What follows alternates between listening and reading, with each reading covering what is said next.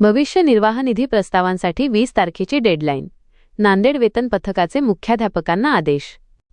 नांदेड खासगी अनुदानित माध्यमिक व उच्च माध्यमिक शाळांमधील शिक्षक आणि शिक्षकेतर कर्मचाऱ्यांच्या भविष्य निर्वाह निधी जीपीएफ प्रस्तावांच्या बाबतीत अधीक्षक वेतन व भविष्य निर्वाह निधी पथक माध्यमिक नांदेड यांनी महत्त्वपूर्ण सूचना जारी केल्या आहेत.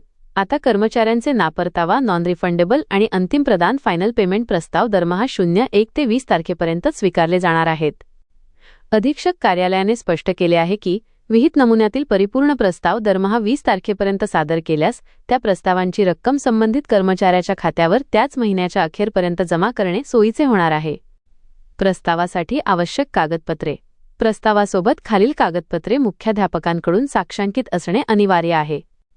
ना परतावा प्रस्तावासाठी शाळेचे लेटरहेड नमुनानं 03 फॉर्म, सन 2020 ते 21 ची लेखाचिठ्ठी, सन 2021 ते 22 ते 2025 ते 26 ची ऑनलाईन वार्षिक विवरणपत्रे, उपयोगिता व अवलंबिता प्रमाणपत्र प्रोफॉर्मानं 02 आणि बँक पासबुक छायांकित प्रत.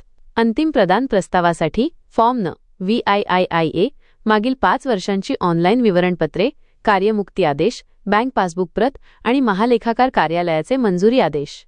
मयत प्रस्तावासाठी वारसांना फॉर्मनं VIIIB मृत्यू प्रमाणपत्र, न्यायालयाचे वारसा प्रमाणपत्र आणि वारसदाराचे SBI बँक पासबुक आवश्यक आहे. मुख्याध्यापकांची जबाबदारी. जर मुख्याध्यापकांचा स्वतःचा प्रस्ताव असेल तर त्यावर संस्थेचे अध्यक्ष किंवा सचिव यांची स्वाक्षरी असणे आवश्यक आहे. अपूर्ण प्रस्ताव मंजूर केले जाणार नाहीत आणि त्यामुळे होणाऱ्या विलंबास सर्वस्वी शाळेचे प्राचार्य किंवा मुख्याध्यापक जबाबदार राहतील, असेही शिक्षण विभागाद्वारे स्पष्ट करण्यात आले आहे.